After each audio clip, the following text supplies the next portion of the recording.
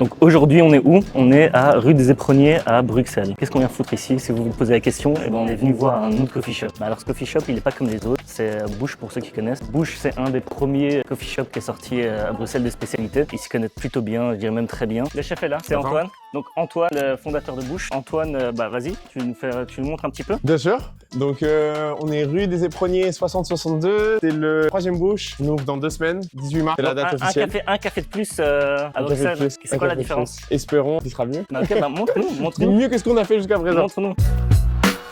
Bienvenue. Du coup, ici, on est chez L'Île Bush. Tout simplement parce que c'est l'endroit le petit de tous nos cafés jusqu'à présent. Okay. C'est, comme vous avez vu, un bâtiment historique qui est classé. En fait, quand on l'a visité et quand on a eu l'opportunité, ça paraissait juste trop beau pour passer dessus. Et du coup, à l'entrée, tu as vraiment cette ancienne boutique. Donc à l'époque, c'était une boutique de livres. On a gardé évidemment toutes ces menuiseries qui sont magnifiques. Et on a un petit peu même prolongé l'esprit un peu ancien de ces menuiseries de ce côté-ci, côté de la sortie. L'idée, c'est vraiment de matcher cette vieille partie qui est super belle et ensuite créer un espace vachement différent. Ça faisait longtemps qu'on voulait faire un truc un petit peu différent avec l'expérience qu'on donne dans nos shops et là l'idée c'est vraiment d'enlever toutes les barrières qu'on peut avoir normalement entre les clients et le barista. On a choisi de bosser avec les Mod Bar qui est en gros une super machine et tout est en dessous. Donc en fait tu as vraiment une transparence totale avec comment est-ce qu'on est en train de faire le café et l'idée c'est que les gens du coup s'assoient autour de ce grand bar et qu'ils voient tout et que on échange beaucoup plus que dans un coffee shop un petit peu plus traditionnel. On n'a que 10 places assises, il y aura un petit peu de places assises là dans l'entrée, un petit peu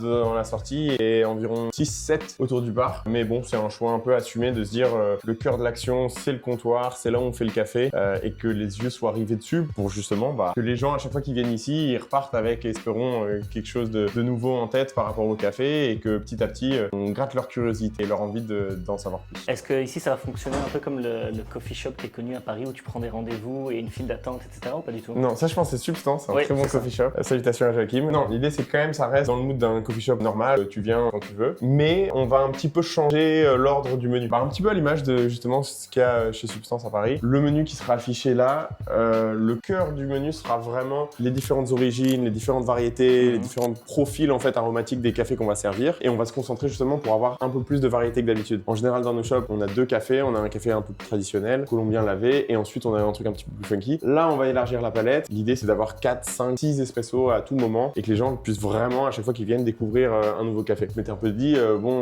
c'est bien beau de vouloir faire avancer le café et c'est un peu prétentieux de dire éduquer, mais vraiment de partager en tout cas notre passion avec le plus de gens possible. Mais quand ton menu, c'est uniquement un cappuccino, latte et qui, au final, la seule chose que tu décides, c'est combien de lait tu veux et tu veux un shot ou 2 shots dedans, comment est-ce que tu vas vraiment partager une passion quand on parle même pas du produit en tant que tel? Donc voilà, l'idée c'est un petit peu de switcher. Ce qui sera au menu, c'est les différentes origines, c'est les profils aromatiques, c'est que ça parle aux gens et qu'ils aient envie de tester des choses différentes. Et ensuite, on aura évidemment une petite carte pour les gens qui veulent juste le latte, le cappuccino. On va quand même garder cette forme-là, mais l'idée c'est que la plupart de la discussion se passe autour des origines et des différents cafés qu'on va proposer. Là, par exemple, tu vois, je les ai bien mis, mais c'est juste des cafés qu'on utilise pour le test. C'est des choses qu'on avait un petit peu au shop, mais c'est tout à fait représentatif de ce qu'on aura, tu vois. Plein de torréfacteurs différents. C'est ce qu'on fait chez Bush, c'est que quand tu viens, tu sais qu'il y aura toujours un torréfacteur étranger. Non, en fait, pas que étranger, des fois belge. Généralement, tu travailles avec les Européens, non? Ouais, que européens, parce que voilà, le café il voyage déjà assez loin. Donc en plus, on allait choper chez des torréfacteurs super loin qui reship par avion, ça a de sens en termes d'empreinte carbone. À l'exception, quand on a des baristas qui vont à l'étranger, qui veulent ramener du café avec eux, ça évidemment, voilà, s'ils prennent l'avion, autant ils le font quand même, ouais. Une petite question, donc tu dis effectivement que tu vas avoir 4-5 cafés, mais les gens qui ne sont pas trop dedans, ils vont se dire, mais il y a déjà 4-5 cafés, mais dans tes autres coffee shops, ok, 4-5 cafés, mais pour les filtres. Ici, vraiment, la subtilité, c'est qu'effectivement, en espresso, je peux trouver 4-5 cafés différents qui vont être... Est-ce que tu vas avoir des cafés aussi qui sont à 15-20 euros, comme dans les cafés filtres, ou ça c'est possible. Bon, de toute façon, même quand on les a en café filtre, tu vois, c'est pas la plupart de ce qu'on vend. Parce que oui, mais c'est une option, tu donnes l'option quand même. On va avoir l'option, évidemment, d'avoir vraiment des trucs super spéciaux. Par exemple, ça, c'est un café colombien qui a un processus de fermentation un peu plus avancé. Ça goûte... la fraise, le bonbon, c'est vraiment un profil aromatique que peu de gens auront goûté dans leur vie. Et donc oui, on va avoir des trucs un peu spéciaux comme ça pour ceux qui ont vraiment envie. Le verdict... Ah, ouf. Donc on va avoir plein d'options, mais l'idée c'est d'en avoir pour tous les budgets. Ça doit pas être cher pour que, enfin, ça doit pas être 15 balles cher pour que ce soit bon. Tu peux déjà avoir un super café à moitié ou moins, qui est déjà quand même un bon petit montant pour un espresso. Ouais, très simplement le coût de production et la demande. En fait, quand on se dirige vers des lots qui sont un peu plus intéressants, justement des choses qui ont été fermentées comme ça, pour arriver à un résultat qui soit bon, il y a énormément de recherche et développement chez les fermiers. Et donc en gros, pour arriver à un profil aromatique vraiment désirable, souvent ils ont fait plein d'expérimentations où ils ont dû jeter leur café. Et donc en fait, même si ce café-là, ce batch-là leur coûte pas nécessairement 100 fois le prix d'un café normal à produire, ils ont gaspillé beaucoup de café pour y en arriver là. C'est le coût de développement encore. Ouais, le développement, et puis ensuite tu as aussi quand même, pour avoir un bon café, il y a quand même des trucs un peu basiques. Donc les cueillir quand ils sont vraiment à leur maturité optimale, les fermenter à la bonne température, les sécher dans les bonnes conditions, et souvent en fait ça rallonge le processus ou ça le complexifie. Et le fait de le complexifier, évidemment c'est plus de temps, c'est plus de main d'œuvre, c'est plus de coûts. Et puis aussi la demande. Quand on arrive sur des profils aromatiques super intéressants comme ça, en fait tout le monde se les arrache. Et donc, mais c'est aussi ça qui est bien, c'est qu'on sort une manière de pricer le café qui est basée sur les cours mondiaux, comme on en avait parlé l'autre jour. Et vraiment, là, c'est le producteur qui peut définir le prix de son café parce que, écoute, il y a 4 personnes qui lui demandent. Moi, mon prix, c'est ça pour ce café. Donc voilà. Je pense que ça serait intéressant. Je répète un peu parce qu'on a fait un podcast anodin, sort bientôt à voir avec Antoine, où tu as justement expliqué un petit peu pourquoi en fait le café c'est cher. Ouais. Bon, peut-être pas aller tout en détail, mais vulgariser un peu parce que les gens, je pense, quand ils viennent, ils voient juste que le prix a augmenté. Tu as très bien fait avec le petit leaflet que tu as sorti. Ouais. Mais pourquoi aujourd'hui les gens payent 5, 50, 6 euros un café à Bruxelles? C'est une longue question, mais premièrement, il y a tout simplement le coût. Ouais. Donc, il y a le coût du café en tant que tel, qui a beaucoup augmenté.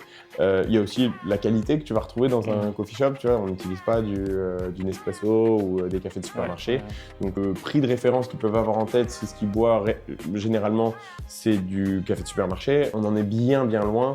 Des fois, on est 4, 5, 10 fois plus cher qu'un café de supermarché. Et ça, c'est justement parce qu'il est d'une bien meilleure qualité. Donc, le produit à la base, il coûte plus cher. Et puis ensuite, il y a aussi tous les coûts. Ici, si je parle en Belgique, chaque pays est un peu différent, mais les salaires sont quand même relativement élevés. L'imposition sur les salaires, donc les cotisations sont assez aussi élevées. Donc, tout se joue. Mais je pense qu'au cœur de tout ça, il y a quand même la qualité des produits. Et si tu compares même les marges d'un café de spécialité versus un Starbucks qui achète des cafés de bien moindre qualité et qui marche beaucoup plus dessus, en fait, nos marges, elles sont généralement beaucoup plus fines qu'un gros truc commercial. Mais bon, après, voilà, c'est aussi le but, c'est aussi de créer une expérience où les gens ont envie de revenir et sentent aussi que c'est légitime, ce prix-là, parce que c'est vrai que tu peux être déçu si tu vas dans un café, tu payes un prix qui est assez cher et derrière, tu as un truc qui est pas bon, là, il y a un petit hic. Donc, c'est pas uniquement... C'est pour ça aussi que le personnel, c'est important. Pas juste la qualité du grain, c'est aussi la qualité du personnel qui le prépare et qui peut en tirer le potentiel qu'il a. Du coup, là, tu as les têtes, c'est de là que l'eau sort. On a nos porte-filtres, donc ça, c'est assez traditionnel, c'est comme dans une machine normale. La seule grosse différence, c'est plutôt que ce soit attaché encore avec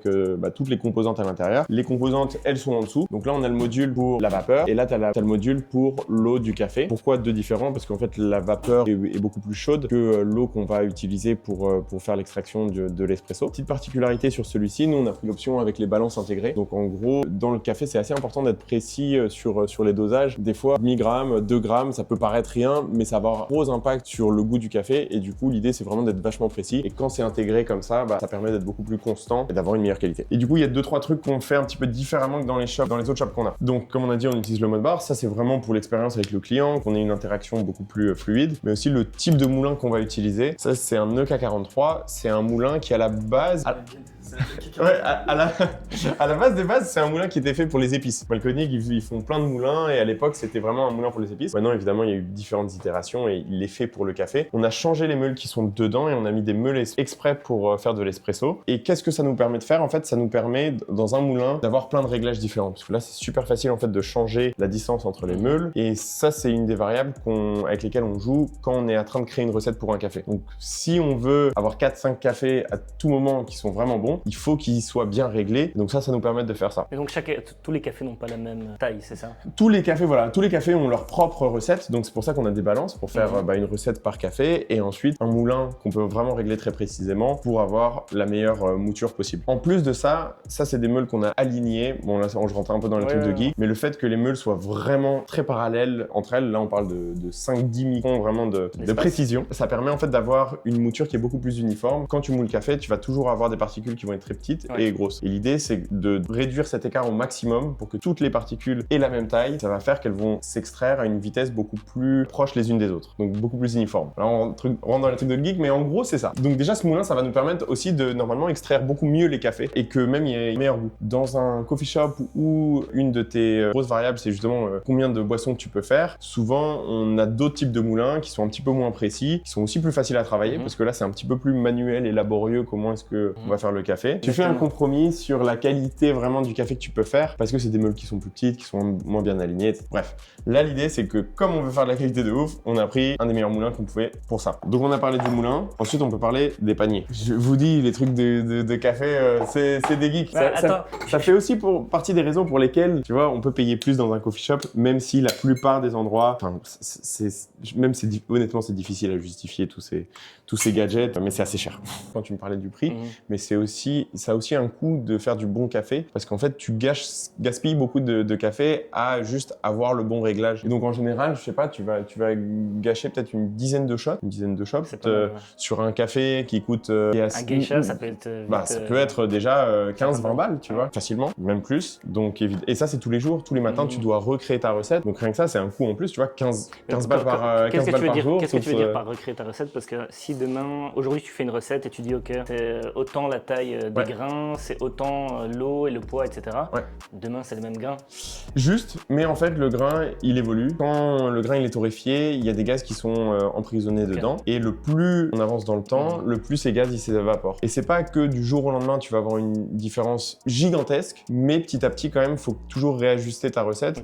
Et donc, au début, tu vas gaspiller beaucoup de café pour vraiment avoir une bonne recette. Et ensuite, tous les jours, il va falloir réajuster et tu vas quand même devoir rebooter parce que ça évolue, ça change. Tu as une fenêtre de tir en fait un peu idéale de temps d'utilisation pour ton café. Les paniers, ça on va dire c'est vraiment le panier le plus basique que tu aurais, c'est ce qui vient avec la machine. Et en fait, c'est des paniers, la façon dont ils sont faits, c'est juste une plaque qui est pressée et dans laquelle on vient faire des trous. Donc c'est assez bon marché à faire, c'est assez facile. Et ensuite, tu as des paniers beaucoup plus avancés. Et là, ça par exemple, c'est fait d'un bloc solide d'inox, pas d'un beaucoup plus gros bloc, pour venir vraiment usiner, donc avec une CNC, tu vois, usiner la pièce. Pourquoi est-ce qu'on se ferait chier à faire ça? En fait, la pièce, elle est beaucoup plus solide que juste une tôle qu'on a pliée. Et en fait, le fait que ce soit plus solide, on arrive à mettre des trous jusqu'au bout, tu vois.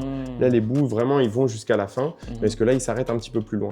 Pourquoi ça a une importance? En fait, le fait que, du coup, il y ait une surface plus grande pour l'extraction, ça fait que l'eau, elle peut sortir de façon un petit peu plus uniforme de tous ces petits trous, et encore une fois, un meilleur espresso. Tu retrouveras rarement ces trucs-là dans des shops, ça coûte 150 balles. Celui-là, il coûte 200 balles. Donc ça commence à faire beaucoup. Il ne faut pas les perdre. Mais justement, là, quand on a envie de vraiment pousser les curseurs, l'idée c'est qu'on va tester. Celui-là, vous avez vu, il a une shape un petit peu particulière. Il commence du même diamètre qu'un porte-filtre normal et ensuite il devient plus petit. Récemment, je veux dire dans les 2 dernières années, il y a pas mal de recherches qui ont montré qu'en fait, avoir un puck qui est plus épais permet d'avoir une meilleure extraction de l'espresso. Et donc en gros, ce qu'on fait, c'est qu'on réduit le diamètre pour, avec la même quantité de café, avoir plus d'épaisseur. Cette épaisseur, ça ralentit un petit peu le flux de l'espresso. Ça nous permet du coup de moudre un petit peu plus gros et d'éviter des problèmes qu'on a quand on moude très fin. On rentre dans les trucs de geek. On va tester tout ça. Si ça se trouve, ça marche pas. Ce lieu, c'est aussi un lieu d'expérimentation pour voir, tu vois, à quel point est-ce qu'on peut introduire des workflows qui sont normalement vraiment pour les baristas geeks à la maison dans un environnement commercial et à quel point est-ce que ça va se goûter dans la tasse et ça va fonctionner avec les gens. C'est déjà, comme je vous ai dit, d'être précis avec le café qu'on utilise. Du coup, on va mesurer une dose précise. Comme je fais dans ces petits baskets qui en fait du coup sont plus étroits, ça permet avec moins de café d'atteindre une profondeur un petit peu plus importante. L'idée aussi de faire ça, mais là on va être vraiment en phase de test, tu vois, je vais pas, c'est pas assuré qu'on fera ça tout le temps, mais si ça marche en termes de workflow, parce que vous allez voir c'est un peu plus chiant, si ça fonctionne, derrière l'idée c'est aussi que tu utilises moins de café pour faire un espresso et du coup ça nous permet de mettre des cafés un peu plus chers au menu parce que en fait la différence entre utiliser 18 et 20 grammes est quand même significative quand tu utilises des trucs qui valent 100 ou 150 balles au kilo.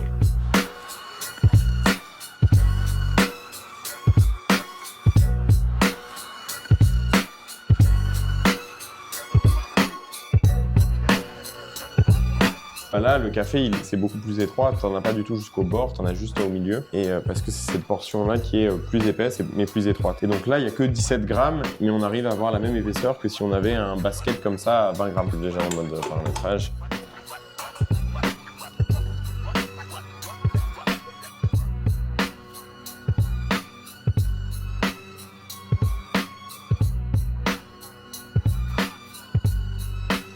Moi je sens, bon, c'est magnifique, hein. Ouais, j'ai rien à dire. C'est pas le café de Starbucks, quoi. C'est le café qui est en stock depuis 2 ans et demi. C'est pas ça. Donc tu peux te présenter un petit peu, c'est Fatine, la barista officielle de Bush. Elle va goûter. Ça. Plus tant que ça. Hein. Oh wow. C'est vrai, ça va. T'es pas obligé de dire oh wow. Oui, si c'est pas bon, faut le dire. Hein. Peut-être c'est pas bien paramétré par exemple. Ce serait tout à fait possible en plus. Et toi tu goûtes ça et... Mais donne ton avis Bien vraiment. sûr, bien sûr, il faut revoir la recette, ça c'est sûr, mais tu vois déjà que c'est pas un espresso comme un autre, quoi.